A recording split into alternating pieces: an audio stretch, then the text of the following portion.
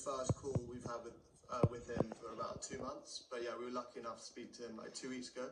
How does that work? So, like, do you know in advance you're gonna? Like, so, for example, today, do you know when you're gonna speak to him next? No, so it's really chaotic. In fact, I'm glad you asked, because we'll get a message, and it can be sometimes at about 4 a.m. On any day, and it'll suddenly say, okay, call coming at 10 a.m. So we have 6 hours, and if we're not awake through that period, then we miss it, which has happened before, and then we have to wait another 3 months before anything comes about. But usually we're able to, we're quite on it with it and are able to rush whatever situation we're in. We cancel, for me, I cancel any meetings, whatever it is, and instantly we jump on.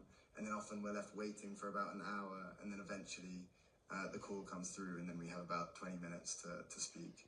So there's no protocol. It's a complete mess. It just feels like a torture technique. Why do you think they're doing it this way? Why are they treating the former prime minister of the country, what I consider to be the most popular man in the country? Like, I get people all the time when I meet someone from Pakistan, a lot of times they remember me from that one interview. That interview had more impact, on people talking to me than any leader I've ever interviewed. Just to kind of give an idea to the world of how popular Imran Khan is in Pakistan. And again, he was the former prime minister, a very popular one. Why do you think they're treating him this way? You hit the nail on the head. It's a technique to try and break him.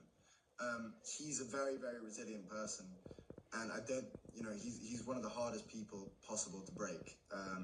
But all of these techniques, shutting off the lights, leaving him in the pitch black, not allowing doctors to go and see him, making sure that all of our calls are at completely random times and that we might miss them, or whatever, not letting us have our court-mandated weekly phone calls. All of this is tactics to try and break him. But he's, good luck, because he's as resilient as they come mentally, and that comes down to his faith.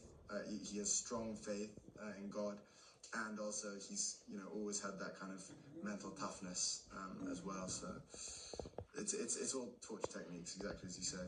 Another thing, wasn't he offered, because he did an essay not long ago on Time magazine, and he talked about being offered the option or a deal that included house arrest, and he rejected that deal. And I think he had demands. I think he wanted some other people related to his family or members of his political party. Maybe Sulaiman, can you give me a bit more context on that deal?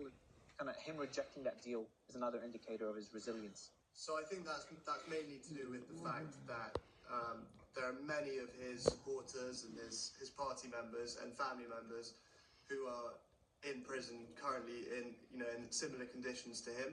So, and he's very, very principled, and he wouldn't, on their behalf, I think that definitely would have played a part. He wouldn't want to kind of, he'd want to be aligned with them.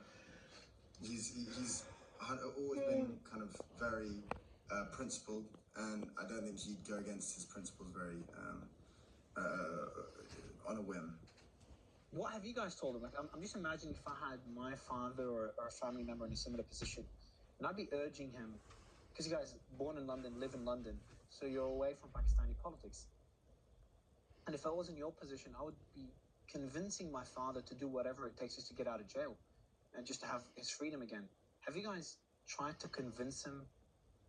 This incredible mold remover gel can restore